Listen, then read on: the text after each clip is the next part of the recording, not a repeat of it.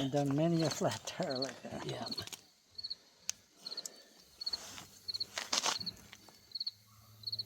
I put this one on here because it has a little bit of a gauge on it. Yeah.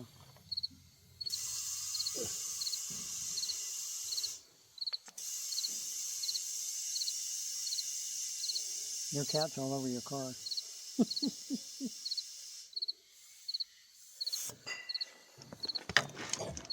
Yeah, don't sit in that. There you go.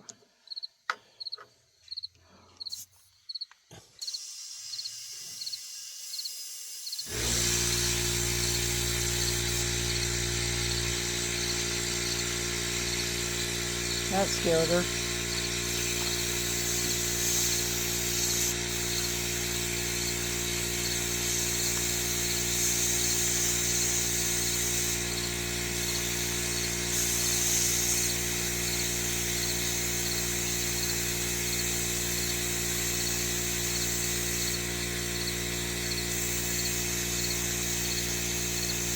Might want to use a regular tire gauge. I think that one's a little screwed up. Maybe. I'm putting the same in this one as that it read on the other tires. Oh, okay. And there you go. So I have a reference.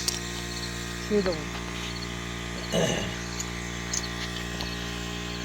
the plugs you have up there are big ones. These here are pretty fat. Yeah.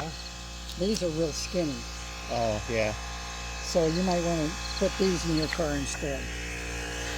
Be easier on the go. Yeah, a little bit. Because this thing was really, this hard to get into it. But anyway, it's aired up. We'll see how it works tonight. Because I'm driving a ways away tonight. But well, this is the nail that was in there. It was buried clear up to here, and there's a piece that showed it was on here that broke off.